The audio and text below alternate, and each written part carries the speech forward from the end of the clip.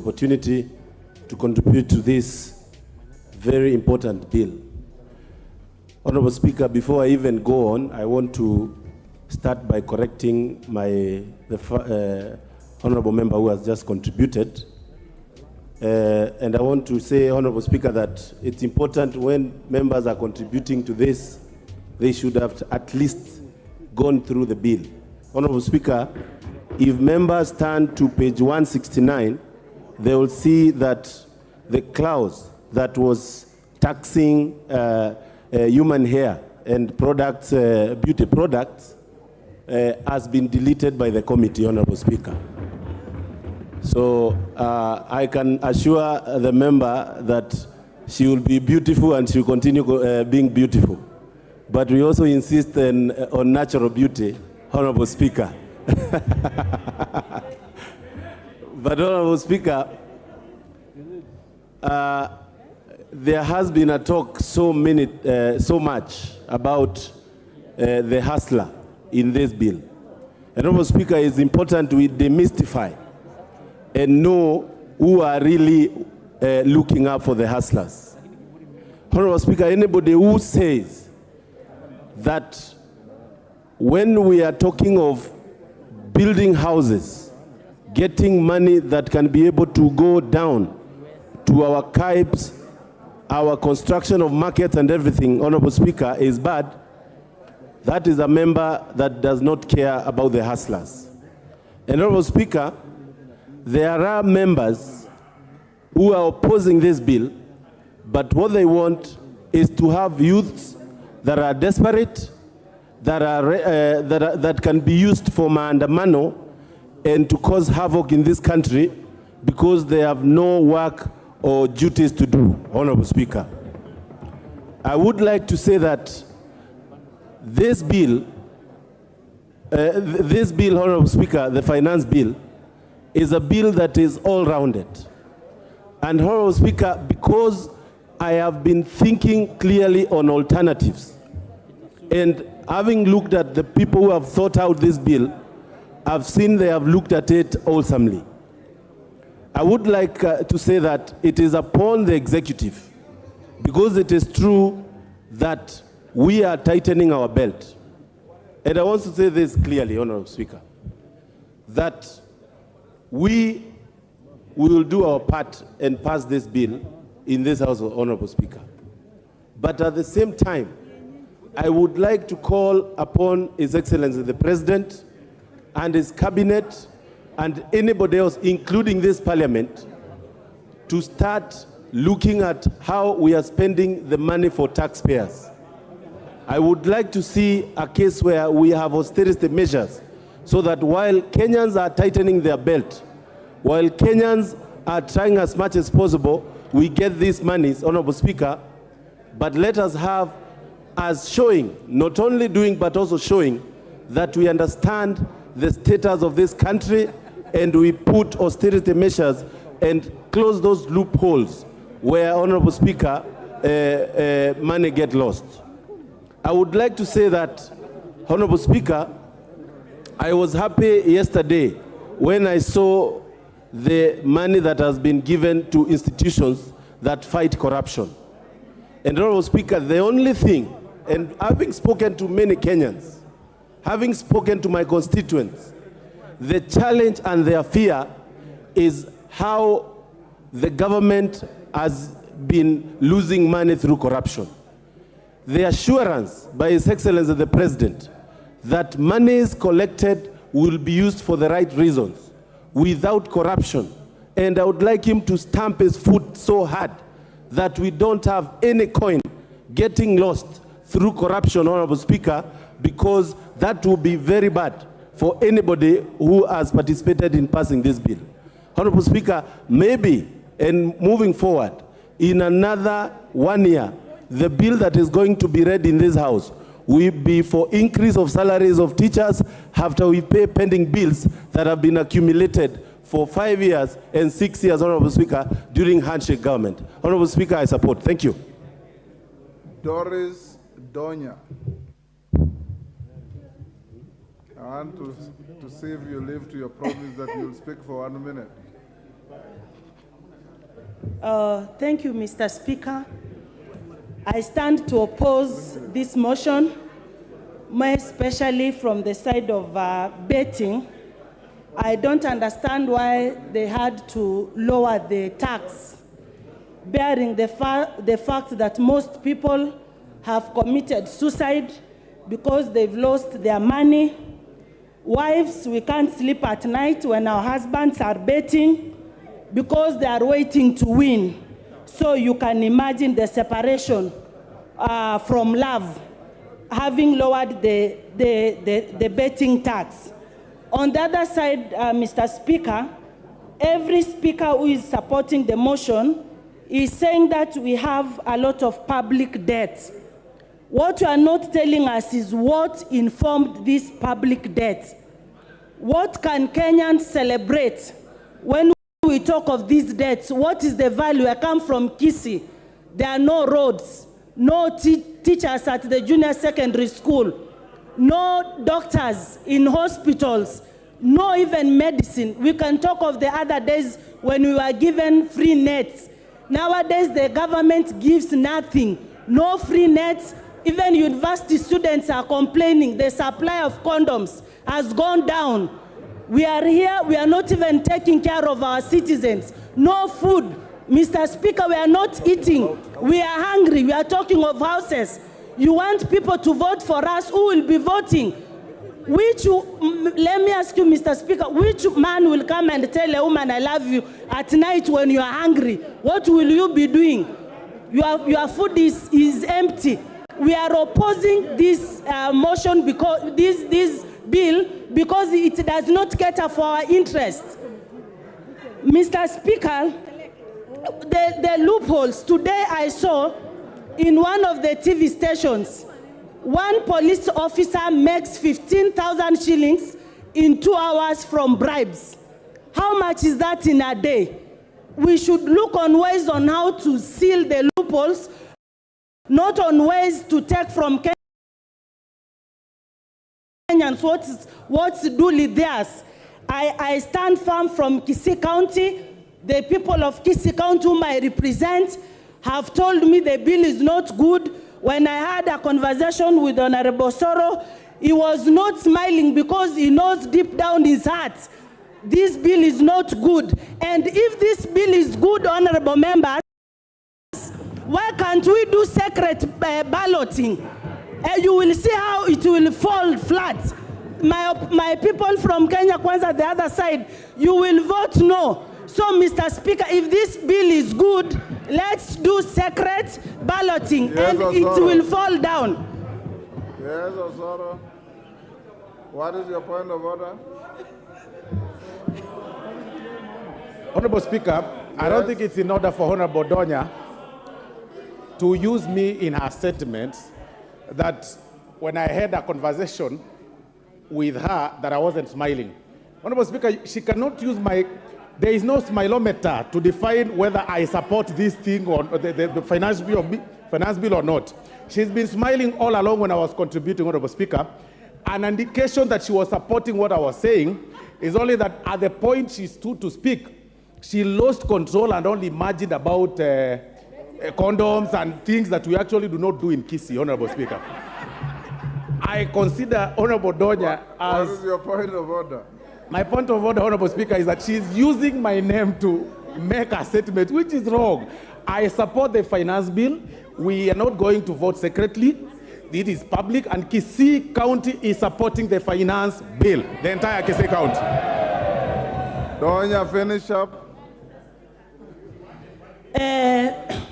Thank you again, and Honorable Soro. You have 30 seconds. Lastly, Mr. Speaker, if the government wants to make money, which every point is we are looking for money, we are looking for money.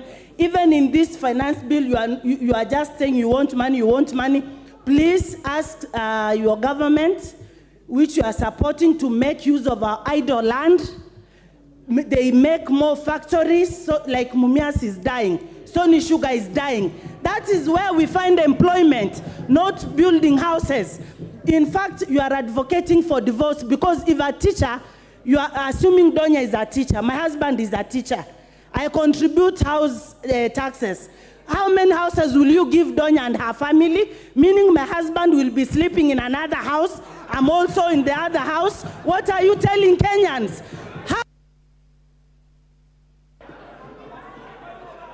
Thank you. Thank you, Honorable Donya. Owen Bayer.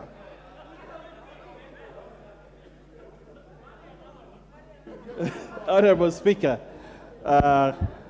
as we come away from the entertainment by Honorable Donya, we would now like to get to serious business. Honorable Speaker, you know, when I used to teach something called systems theory. When you are looking at systems theory, you needed to look at the input and the output. Honorable Donya, what is order and buyer? Point of order. How can he say entertainment? You are making my electorate think I'm a comedian, Honorable Bayer. What are you saying? You have to withdraw, not entertainment. Carry on, Honorable Bayer. Thank you very much. Thank you very much. You need to start paying content fee for your new job. Honorable Speaker, I'm talking about systems theory. And when you're talking about the systems theory, you look at the input and the output. But at the end of the day, Honorable Speaker, the bigger picture, the whole system is very important. As we split hairs discussing the finance bill and the issues that go into it, we need to look at the big picture. The big picture is this country requires revenue. The revenue that is required is needed so that we move this country forward. What are we looking at? We are looking at 300 billion shillings. Where is this 300 billion shillings going in this finance bill? Honorable Speaker, if I come from the coast, and I come from the coast, I wouldn't oppose the finance bill because the Blue Economy and Fisheries Department, for the first time, to grow the fisheries industry in the coast is getting 1.8 billion to ensure our fishermen have nets, our industry in the fisher industry has resources. Again, the shipping and maritime affairs industry has 24.88 billion, money that is meant to grow the maritime industry at the coast. Again, in this budget, for which this finance bill is going to finance, has 2.2 billion for buying land from absentee landlords. Honorable Speaker, if you come from the coast and you oppose this finance bill, the finance bill which is going to finance all these beautiful, good things that the president wants to do for the coast region, who are you fighting for? That is the question that I ask. Who are you fighting for?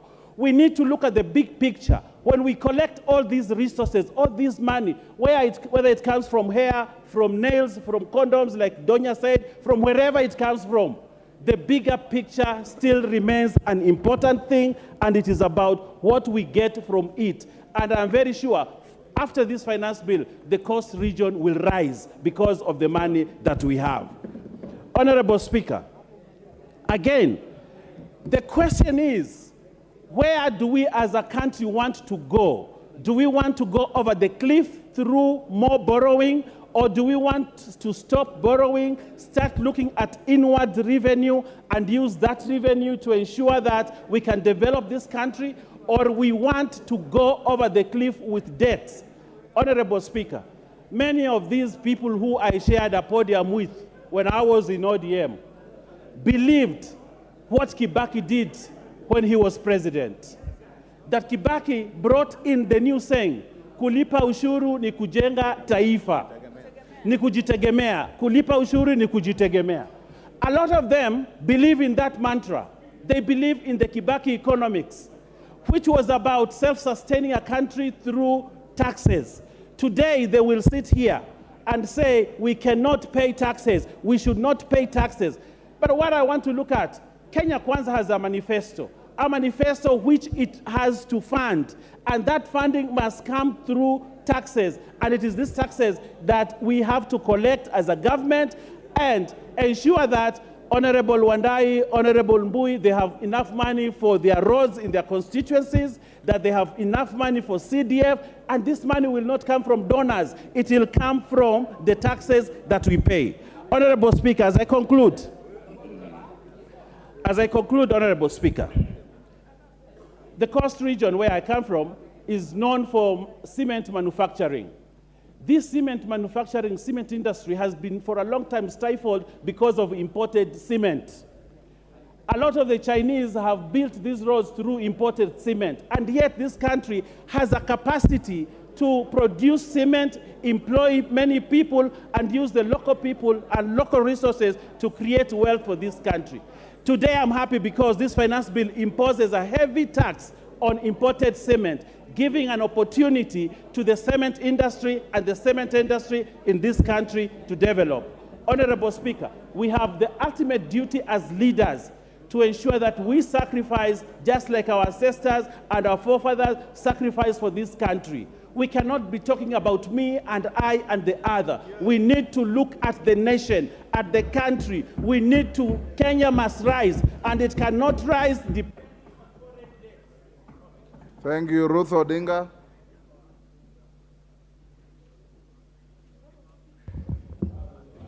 Thank you very much, Mr. Speaker. I'd like to oppose the financial bill. Mine would be to start by saying that there's no Kenyan who does not want to pay tax. And we are not here to say we are opposing this financial bill because we don't want to pay tax. I think every Kenyan is paying tax and has been paying tax. Probably they are only complaining that the tax that they've been paying, they do not know what it does that benefits them as such. And that now that they're not even satisfied with the one they've been paying, they're now being made to pay more than what they've already been paying. And I think that should be stated clearly, because it's important that we are not misled by the KK brothers of ours here to say that we are saying people should not pay tax. That is not the case. I would like to start off with the fuel levy. For me, I thought that one of the reasons that the fuel levy was actually reduced from the 16% to the 8% was during the COVID times, when the country was going through a very terrible time, and there was a revamp in a slump in our economy. And after that, we are now in a period that we are stating that the economy is now back to normal. I don't think so. I don't know why the Kenya KWANZA team have decided to agree. The government is saying that now we are back to paying 16% from 8%. Yet the economy is worse. People are suffering more. Most businesses are still closed since COVID.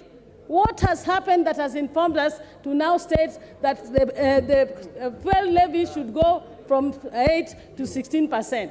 I think that was too much of a drastic change. We all know that the fuel levy is going to affect the whole of the economy, especially Kenya being an agricultural economy. With the fuel taxes going higher, it means, therefore, we are going to be paying more for machinery in the farms. We are going to be paying more for transportation of our goods, and this is really going to affect our economy. On top of that, we are saying that the VAT should be put on export goods. If we do that, we are killing the same export that we are expecting Kenya to be a net exporter of our goods. How do we then start putting VAT on those exports? Number two, I would like to talk about the reason why why the women of Kenya started Mama Mboga. The Mama Mboga movement of us, where we are now having women doing table banking, started because women were not feeling confident enough to go to the banks to get money from the banks. Reason was that the banks were charging high interest and taxes to the women. They therefore started this table banking. Now, the table banking has been helping the Mama Mboga. If you now start saying you're going to be charging taxes on the table banking, this is actually immoral and criminal to say that you want to tax Mama Mboga. That is going to really be one of the things that I think is going to make this country to flop. Third and most, I come from Kisumu County, and Kisumu in Western Kenya and the whole of Western Kenya have got through in historical injustice, have never been able to have the industries that some of these other parts of the country enjoy. Most of our economy is actually run by the Jua Kali sector. And when you now say that you're going to put the turnover tax to be able to see that we are now paying taxes from 500,000 instead of the 1 million, you are actually. Anyway, I know my time is about up, Bwana Speaker. I want to say something last. Bwana Osoro, you actually said that in Kenya, those who have, the majority have their way, as the minority have their say. The majority in Kenya are the Kenyans who are out there. The Kenyans in Kisii and everywhere else, they are the majority. And if this financial bill does pass, mtaona Kenya is going to go on fire. There will be fire in Kenya. And the fire will be coming from the majority, who are the people who are outside in Kenya, who are putting these taxes on. Thank you, Mr. Speaker.